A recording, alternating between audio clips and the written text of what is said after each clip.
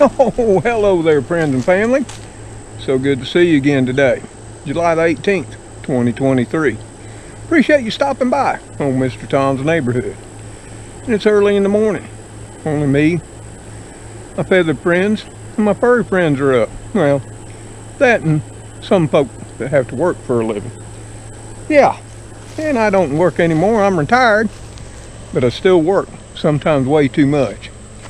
But hey, I saw something this morning on my early morning walkabout. You know, I always get up, Jeevy starts making the coffee, and I come out and I check all the garden plantings to see what's up. You know, insect-wise, disease-wise, water-wise, all-wise. Let me show you what I found today and what we're going to do about it, okay? Like most days, you know, we check out the blueberries, they're doing fine. We check out the figs, and then we come over here to check out the first cucumber plant. Ooh, looky there. You're going to see some fine cucumbers. Look at that one. Ooh, that's looking nice. We better go ahead and get it, especially for what we're going to be doing today. Y'all hold on. That's a nice one. And that's a burpless bush hybrid cucumber. Don't give you gas. From the fine folks at Bonnie Plants. But look at the difference in this one and this one. Can you see the difference? Well, this is the hybrid burpless bush from Bonnie. This is an heirloom straight 8 cucumber. Simply stunning, isn't it? Well, they both are. They're both different, and they're both delicious. Well, let me grab this cucumber. Oh, and we got another burpless bush hybrid over there. And let's get these on and get them in the shade before we continue with what we got to do today.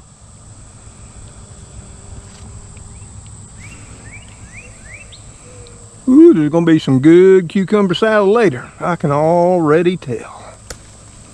Man, that's a hefty one. Stunning cucumber it is. A fine example of an old, ancient heirloom cucumber. Well, maybe not ancient, but heirloom nonetheless.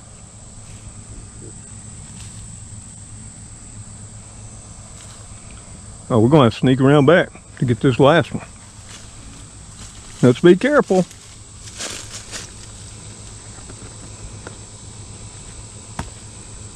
Oh yeah, look at that. That's got to be a foot long or more, don't y'all think? The plants are looking beautiful, or so they might appear. But I'm going to show you something that just happened in the last day or two. So look at the leaves very closely, up and down. See, that's what we're doing in the morning. We're scouting around. We're looking for disease, insects of all different types, any stresses such as water damage and what have you.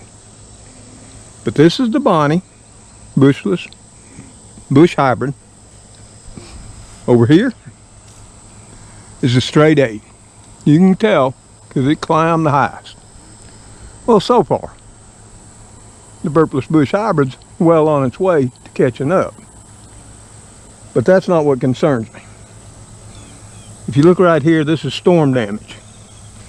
But if you start to look very closely on this leaf, you'll see something that looks like powdered sugar. Yeah. Or maybe a light dusting of frost. That's not possible in July in the deep south. And then you'll get down here a little bit lower and you'll see even more. Yep, and you'll notice all along the segmentations of the leaf, they're starting to turn yellow, like little building blocks. Here's an even worse leaf, down way low. Can y'all figure out what we're looking at? It's not snow. Nope. It's a species of powdery mildew, that it is. And did you know There are many different species of powdery mildew. Some are plant specific. Yep, they are. Now, where does it come from? Well, many believe it's a soil-borne pathogen, a fungi. Not true. It's actually overwinters on decaying, infected plant matter, which can be everything from this cucumber plant to my turf grass to the oaks, all different types of species of not only vegetables but other plants as well. So what are we going to do about it? Well, that's what I'm here to show you today. How we are going to make it go away. Now, it thrives in hot, humid weather, not rainy. You might think, well, it's a fungus, it's among us, so it proliferates during the rain. Actually, the rain washes the powdery mildew spores out of the air. Yep, they're born on the air once the spores are formed, which is what you're seeing now. The little white that you're seeing here now is actually, if you take a magnifying glass, you can see it. Those are the powdery mildew spores. And that's where the wind will blow away onto our other plants each and every day. And they can affect your beans, your tomatoes, all different types of the veg in your gardens too. So let's get to handling it before it gets out of control here. And gets over here on the burpless bush, which seem to be resistant to it. And that's one thing I'll say. Many heirlooms, as you can see, are not resistant and are highly effective, where certain hybrids may be resistant or not even give them a viable platform to grow on. But I already know the burpless bush will soon succumb to the powdery mildew too, because there's a leaf I can see that's starting to show the first signs of the infection. So let's mix up my concoction and get it taken care of for today. Well, we're over here underneath the old maple tree, and we got what we need. What we're going to be using today is the Equate brand, 3% hydrogen peroxide. Did you know hydrogen peroxide is out here in nature in many things, including yourself? Yeah, you should look all that up before you think it's a chemical. Now, yeah, this particular hydrogen peroxide is not all natural from the environment, but is made by man, but still the same. It is found in many different growing things, including ourselves. But this is what we're going to be using to kill the powdery mildew today. Remember, the hydrogen peroxide mix I make is a killer, not a preventative. Now, if we wish to prevent it, one thing you can use is right here. Yep, this is liquid copper fungicide. Now, this is considered organic. Yep, you can use it if you're growing organic or certified organic. This is the Southern Ag brand, but there are many. Another thing you could be using, which is quite effective as well, and that is neem oil. You probably heard many use it. And I have some in the shop, but for whatever reason, my powdery mildew seems a little bit too stout for the neem oil here in the deep south. Another concoction that you'll hear some say that will put the powdery mildew to bay is milk. I've never had no success with milk. And the other is baking soda, neither of which have worked for me. Now, if they have worked long term for you, let me know in the comments below the video and where you're located at. Not specific addresses, but areas of states, so I can sort of get an idea. Because things are different in the gardening world from the deep south to the rest of the world. But the reason the baking soda doesn't work, I think it's a misconception. Baking soda is sodium bicarbonate. What does work rather effectively for powdery mildews is potassium bicarbonate. Yeah, which is not baking soda. And you can buy it right on Amazon. Mix it up and use it too. But today, I'm going to be mixing up 1 cup, 8 ounces of this hydrogen peroxide per 1 gallon of water in my Chapin Pro Series sprayer. And then we're going to go over and kill us some powdery mildew today. So hold on while we mix up a batch and get it going on. Well, let's get this top off first. So we can start adding our ingredient. This is always so hard to do, carrying and toting all of y'all around. Like I say, 8 ounces of pure 3% hydrogen peroxide. Yeah, a little bit more, a little bit less isn't going to kill us. And I've developed this particular strength or recipe, as you might say, over time. Years back, I started at 4 tablespoons and worked my way up to this, and it works just fine. And I haven't seen any ill effects on any of the plants I grow. But I will give you a warning: always do a test spray so you'll know too. Don't take it for granted that because it works on all my particular types of veggies and varieties and species, that it'll work on yours too. Now, we're not going to hit it with the copper fungicide yet. We're going to let this do the killing, and then tomorrow we'll come up in the morning time and hit it with some liquid copper fungicide too. Hey, if you stop by, you can see that as well too. Hey, let me grab the hose and fill up the old Chapin with a gallon of water too. So we got our hose. We're just going to fill it up to the line for the 1 gallon mark. It's hard to see, it's down there though. I'll know where it's at when we get her done. Yep. It don't take long.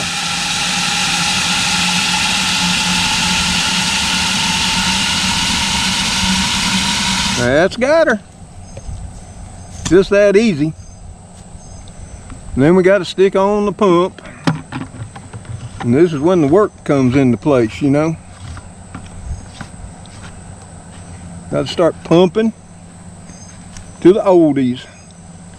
Hey, if somebody wants to pump, you know, and get a little exercise in, you can do it too. You know, because we got to do it up 50 times. So hey, let's get to it.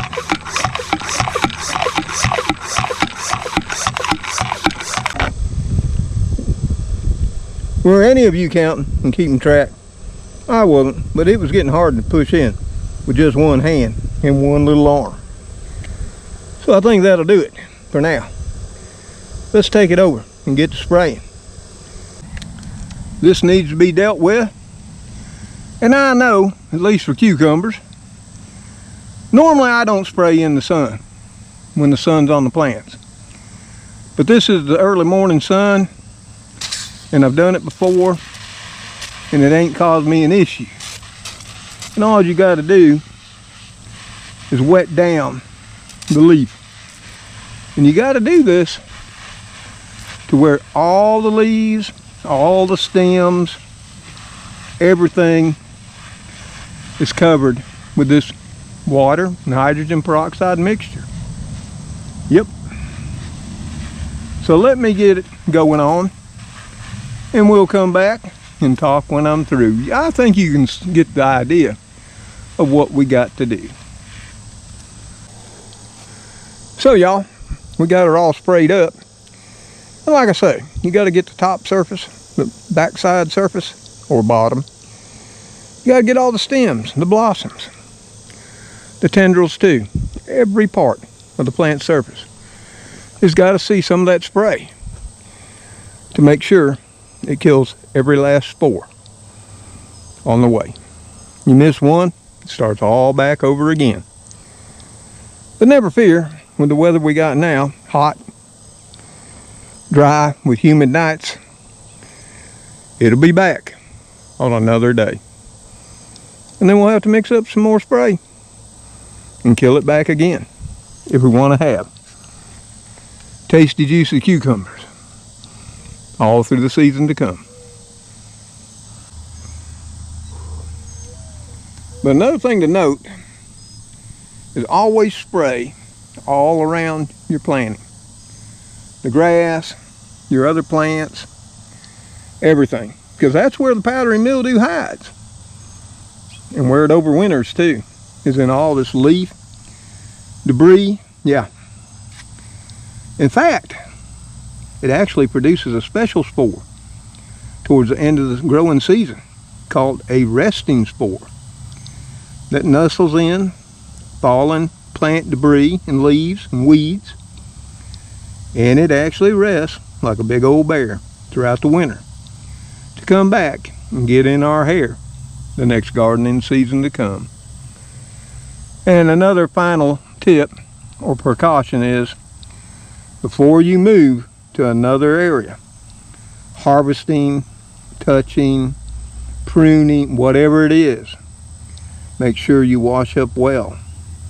Because the simple matter of harvesting cucumbers here and then going up there to harvest some more will spread the powdery mildew from here to there and wherever else I go.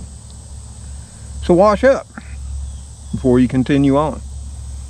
It's an extra step, I know, but so necessary in preventing the spread. You don't need to help it along, because the wind will do it just as well. So there you are, folks, friends and family. It's just a simple thing. Mix up some hydrogen peroxide and water, 8 ounces to a gallon. Like I always say, test spray somewhere before you spray all of your plants, because you just never know. Depending on the climate, the variety, the species, what it may do. For me, it's never bothered a planting them that I've used it on, and I've used it on everything. I've used it on my beans, my cucumbers, my cantaloupes, my squash, my tomatoes, my peppers. In fact, later this evening, when this whole place goes in the shade, I'll be spraying pretty much everything from planting to planting before I lay my head down to rest. Because I know it may have started here, but it's well on its way to all the other areas too. Might as well nip it in the bud, as they say. So hey, I got plenty more to do, because that delayed the morning watering. We're supposed to be in the mid to high 90s today, so I got to get on with the watering before that sun gets up to high noon. Well, there you are, back again, friends and family. I'm glad you did stop by later this afternoon, because I wanted to show you something. You know, this morning we went ahead and sprayed our powdery mildew that was on those straight 8 heirloom cucumbers with the hydrogen peroxide mixture. Remember, it's 8 ounces per gallon. And I was out here checking to make sure we'd killed it on off. And we have. Let me show you. Let me show you how you'll know, just in case you ever need to. So let's take a look at it. This is now in the early afternoon. It was sprayed first thing this morning. So yeah, here we are. And these were the leaves that were mostly infected. And it's probably hard to see on the video. Yeah, the camera didn't quite pick it up, but there was a whitish, grayish, or grayish, whitish buzz on the leaves.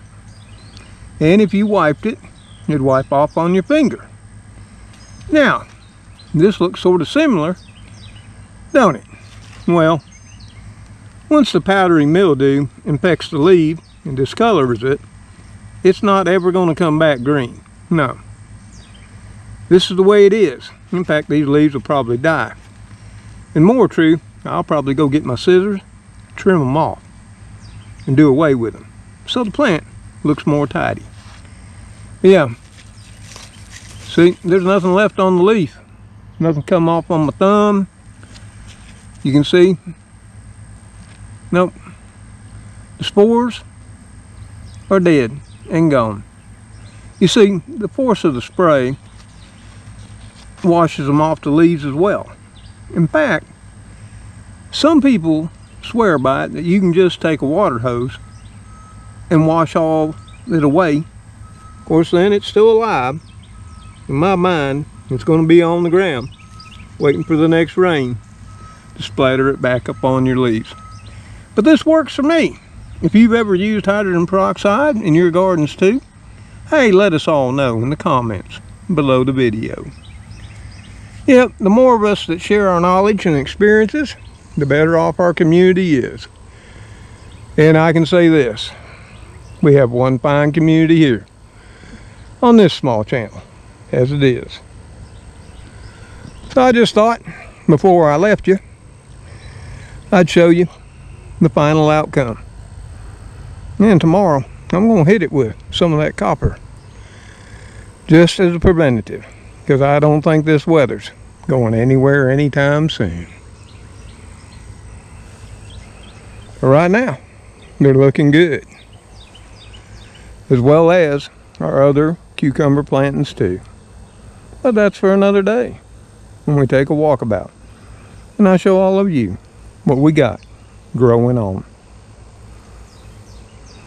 So hey, until our next episode of Mr. Tom's Neighborhood, and we all see you once again, you know us all. You know the kitty crew. Cleo, Speedy, Spooky, rarely Heathcliff, and little Gracie too. See you on that next video. Y'all take care. Stay safe. And may God bless you as you best bless those in your lives. Goodbye for now. Ooh, it's already steamy. We got to get this picked up, set in the carport, and continue on.